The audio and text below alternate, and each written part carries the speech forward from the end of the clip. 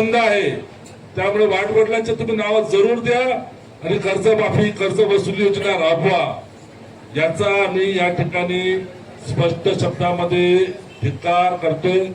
आणि या फसव्या कर्जमाफीच्या संदर्भात रोहित दादांनी पंढरपूरला आंदोलन केलं होतं, रविकांत दादा आंदोलन करतायत, त्यामध्ये प्रशासन आणि शासनाने वेळीच लक्ष घालावं आणि खऱ्या अर्थानं ज्याला कर्जमाफी म्हणता येईल अशी 2 लाखाचीच का असे ना, तुम्ही तर 7-12 कोरा करायचा शब्द दिला होता, त्यातून तुम्ही फिरलेले आहात, आता 2 लाखच सही दिलो तर द्या पूर्ण, ते पण तुम्ही आमच्याकडनं आम्हाला गाजर दाखवण्याचा कार्यक्रम केलेला आहे, हा विषय चुकीचा आहे। माझं रविकांत दादांच्या या आंदोलनाला आमचा पाठिंबा आहेच, तर तो उपोषणाला पाठिंबा असं म्हणणं मला काही बरं वाटत नाही, कारण की ते इथं 4थ्या दिवशी अन्नाशिवाय अन्न त्याग करून इथे बसलेले आहेत आणि आपण त्यांना म्हणायचं तुम आगे बढ़ो हम तुम्हारे साथ है, हा काय विषय। आणि यांना म्हणायचं ठीक आहे आम्ही तुमच्या पाठीशी, हा काही विषय शोभणार आपल्याला पण नाही आहे। तुम्ही तर बसणाऱ्या सर्वांचे चेहरे पाहिल्यानंतर तुमच्या चेहऱ्यावर रविकांत दादांच्या प्रकृतीबद्दल, त्यांच्या सर्वच्या बद्दलच्या चिंता आहेत त्या उघड दिसत आहेत। तुमच्या माझ्या डोळ्यामोर चेहऱ्यावर चिंता आहेत, पण शासनाच्या डोक्यावर चिंता अजिबात नाही आहे। तिथं तर घोडे बाजार चालू आहे, एवढं सरकार स्थिर झालेलं आहे केंद्रातलं राज्यातलं, पण अजूनही त्यांची हौस फिटलेली नाही। आजही त्यांचा घोडे बाजार सुरू आहे आणि तुम्ही काल परवापासून पाहत आहे त्या घोडे बाजारामध्ये घोड्यांचा लिलाव झालेला आहे। हे सरकार त्यांना शेतकऱ्याच्या संवेदनाशी घेणं देणं नाही आहे, त्यांना सर्वसामान्यांची काही घेणं देणं नाही आहे, त्यांना काहीतरी एक असा टाइमपास करायचा आहे आणि विशिष्ट लोकांचे घर भरायचे आहेत, अशा या शब्दात सरकारचा मी तीव्र शब्दात निषेध करतो। राष्ट्रवादी काँग्रेस पक्षाच्या शरदचंद्र पवार पक्षाच्या वतीनं मी हा निषेध या ठिकाणी सांगतो।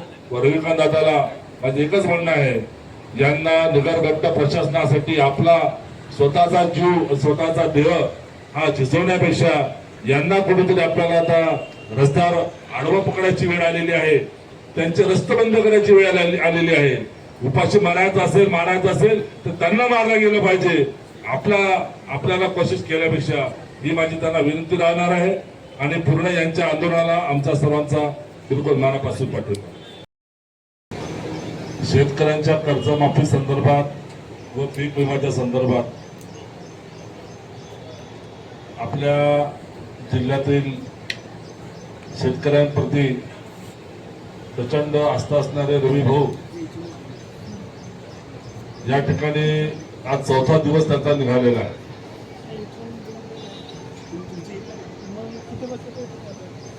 किती खोटं प्रशासन आहे, शासन आहे, हे काही मला नव्याने सांगण्याची गरज नाही। या 4 दिवसामध्ये एक क्लिप फिरून राहिलेली आहे, त्यामध्ये देवेंद्र फडणवीस साहेब एका कुठंतरी परिसंवादामध्ये बसलेले आहेत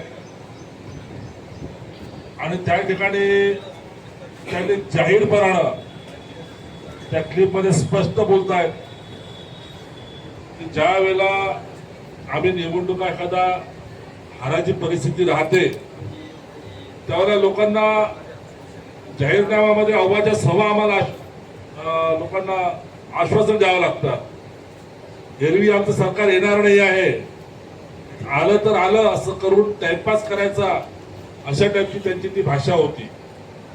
आणि त्यातूनच त्यांनी या मागे पार पडलेल्या विधानसभा निवडणुकीच्या तोंडावर त्याच भूमिकेतून शेतकऱ्यांचा 7-12 कोरा कोरा कोरा असा त्रिवार उल्लेख केला आणि त्या निवडणुका लाडकी बहीण असेल, शेतकऱ्यांचा विषय असेल, असं तसं करून आणि